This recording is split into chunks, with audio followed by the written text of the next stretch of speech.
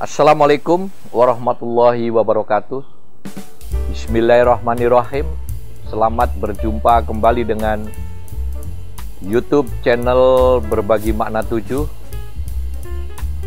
Kali ini dalam chamber Studium General, saya ingin berbagi mengenai suatu ilmu dan pengetahuan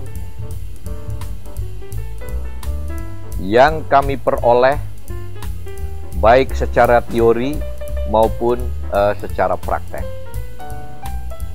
Baik yang saya peroleh dari dunia kampus ketika kami kuliah dan dari dunia praktek ketika kami menjalankan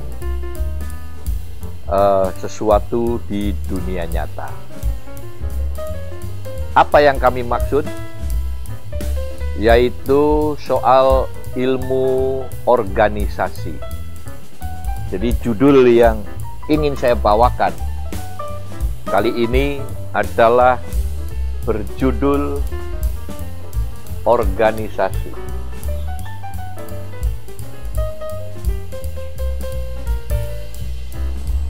Organisasi.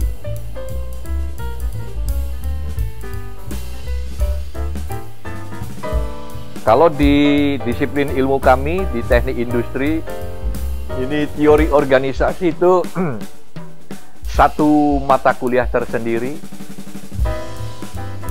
yang pada dasarnya ada beberapa pengertian, yaitu apa definisinya organisasi.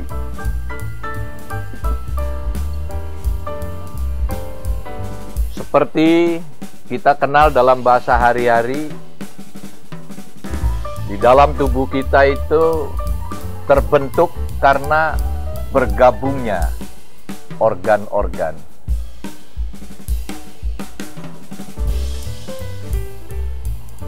Ada kepala, ada tangan, ada kaki, dan sebagainya, dan sebagainya. Ini jasad luarnya. Dalamnya ada darah, ada hati, ada darah, terus kemudian ada zat-zat lain yang semuanya ini sangat kompleks. Nah, organisasi ini merupakan suatu bentuk organ yang diintegralkan. Inilah makna dari sebuah kata yang bernama organisasi. Nah, karena organisasi ini adalah maknanya berbagai komponen organ yang diorganisir, maka kita bicara soal tujuan organisasi.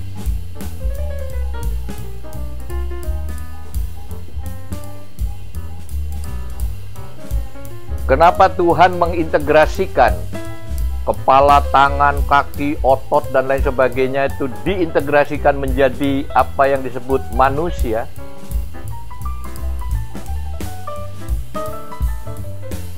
Agar terkoordinirnya, terorganisirnya organ-organ tersebut menjadi sesuatu yang bermakna. Nah, demikian pula tujuan kita berorganisasi adalah satu, melahirkan manfaat bersama.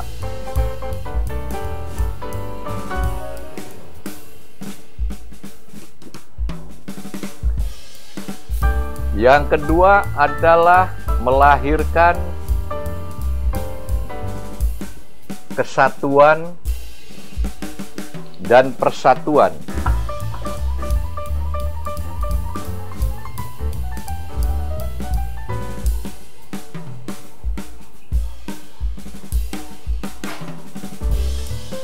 Yang ada di dalam organisasi tersebut. Yang ketiga, meminimalisir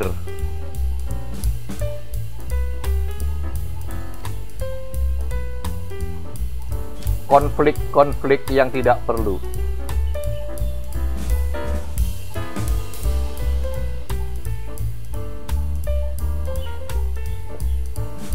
Jadi melahirkan manfaat bagi anggota organisasi. Yang kedua adalah melahirkan kesatuan atau menjaga kesatuan dan persatuan. Yang ketiga adalah meminimalisir konflik-konflik yang tidak perlu. Dan ketika organisasi ini melahirkan atau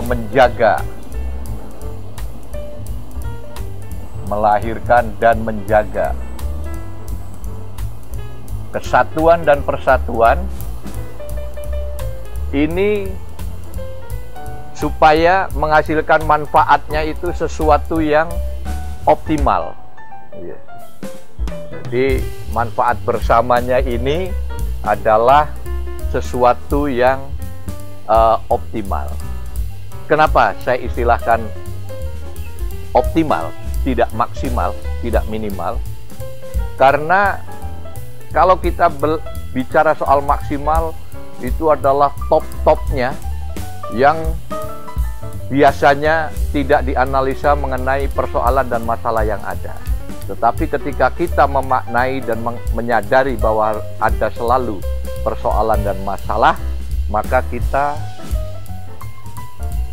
mengatakannya adalah sesuatu yang optimal.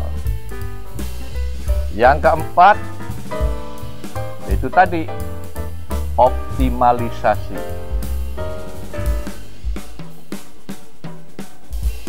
Dari organisasi itu tersebut. Dan yang kelima, adalah adanya recognition.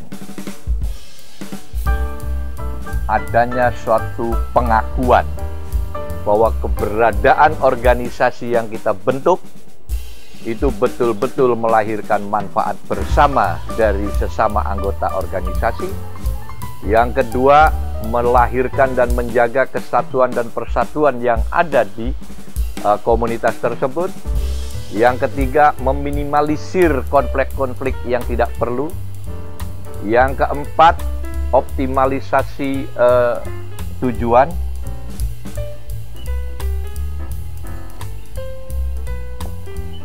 Dan yang kelima, organisasi ketika punya reputasi akan mendapatkan pengakuan atau recognition. Sini adalah pengakuan. Nah, dengan adanya kelima hal ini, maka organisasi ini akan tumbuh berkembang. Sama seperti halnya manusia, ketika gizinya cukup, kesehatannya terjaga, maka dia akan tumbuh menjadi anak yang dewasa, besar, dan matang. Jadi, saudara-saudara sekalian, kita ngomong soal organisasi,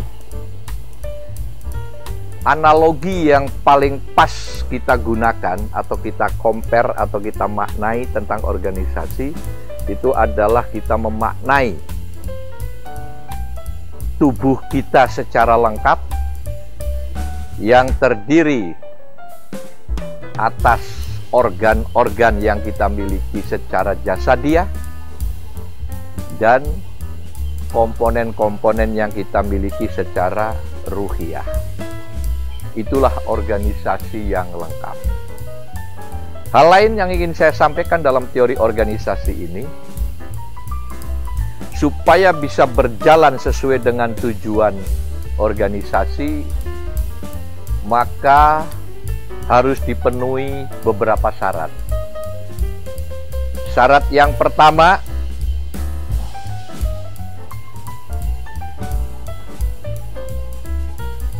yang berikutnya adalah syarat. Jadi ini yang kedua, ini yang pertama, yang ketiga adalah syarat.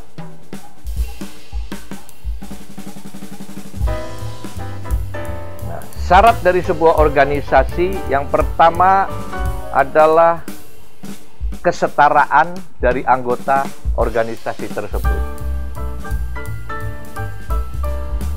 Kesetaraan.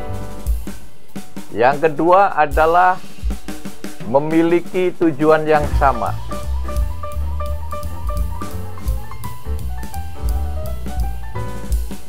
Nah, yang ketiga harus memiliki anggaran dasar.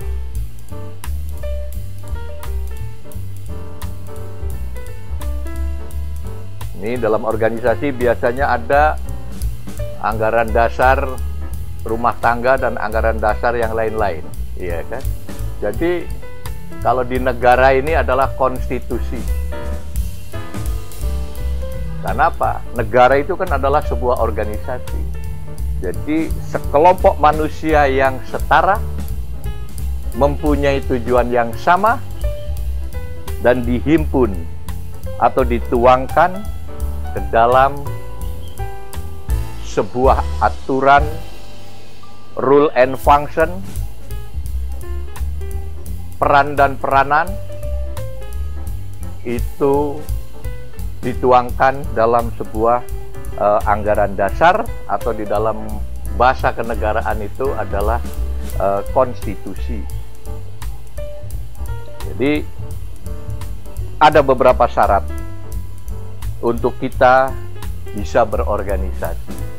Jadi saya ulangi, definisinya organisasi adalah terintegrasinya beberapa organ yang dimanage secara baik, yaitu organ-organ yang terintegrasi. Tujuannya adalah 1, 2, 3, 4, 5, melahirkan manfaat bersama, melahirkan dan menjaga kesatuan persatuan, meminimalisir konflik yang tidak perlu, optimalisasi tujuan yang kita capai, terus kita harus mengangkat derajatnya supaya ada pengakuan.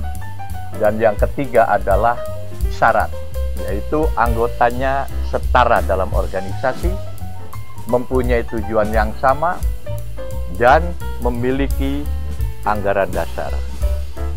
Ini hal-hal pokok yang perlu saya sampaikan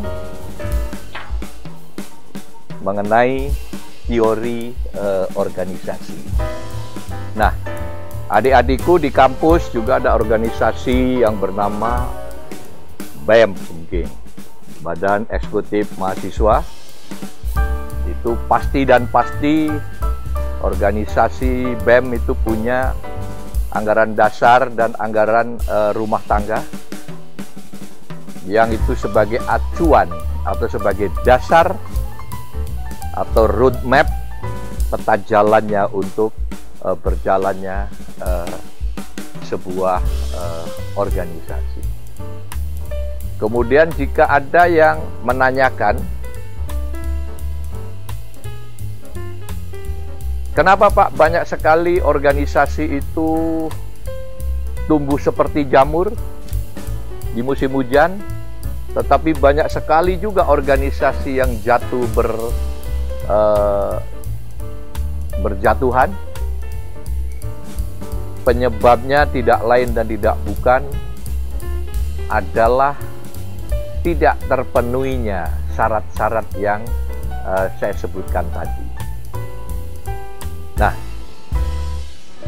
di samping tidak terpenuhinya syarat-syarat yang tadi saya sebutkan, juga ada penyebab yang juga tidak kalah pentingnya mengenai kualitas dari seorang pemimpin organisasi, yang nanti dalam judul lain kami akan berikan sebuah judul yang bernama leadership atau kepemimpinan. Jadi organisasi ini bisa terjaga dengan baik, mencapai tujuan, dan tetap kompak. Itu tidak kalah pentingnya adanya peran dan peranan dari seorang pemimpin, atau dalam bahasa asingnya adalah seorang leader, yang mana seorang leader ini harus betul-betul memiliki karakter seorang pemimpin, yaitu jujur, terpercaya, komunikatif, dan cerdas. Itulah yang dalam bahasa Islam di episode yang lalu saya selalu mengatakan bahwa syarat pemimpin dari sebuah organisasi apapun, organisasi masyarakat, organisasi rumah tangga, organisasi negara, syaratnya pemimpin adalah sidik, amanah, tablek, fatonah, dalam kurung SATF, yaitu jujur, terpercaya, komunikatif, dan cerdas. Hal lain yang ingin saya sampaikan mengenai organisasi, di samping keberadaan seorang leader yang harus memenuhi syarat, yaitu jujur, terpercaya, komunikatif, dan cerdas, ada hal lain yang perlu dimaknai oleh sebuah organisasi, adalah kepiawaian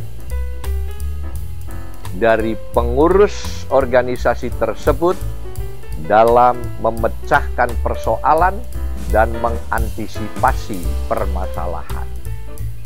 Dalam episode yang terdahulu pernah saya sampaikan perbedaan antara persoalan dan permasalahan. Nah, di dalam organisasi ini pasti akan menghadapi persoalan dan permasalahan. Pimpinan dan para pengurusnya harus selalu cermat menganalisa permasalahan dan harus selalu cerdas memecahkan persoalan. Nah, itulah hal-hal penting yang ingin saya sampaikan dalam teori organisasi. Dan kalau adik-adik mahasiswa ingin lebih mendalami teori-teori organisasi, Anda bisa pergi ke perpustakaan mengenai literatur mengenai teori organisasi. Anda juga bisa ke toko-toko buku untuk mencari buku-buku atau literatur yang bicara soal organisasi. Jadi demikian adik-adikku, para mahasiswa dan mahasiswi, semoga uraian saya yang singkat ini tentang organisasi bisa melengkapi keilmuan Anda yang telah Anda peroleh selama di perguruan tinggi Anda. Sekian, wassalamualaikum warahmatullahi wabarakatuh.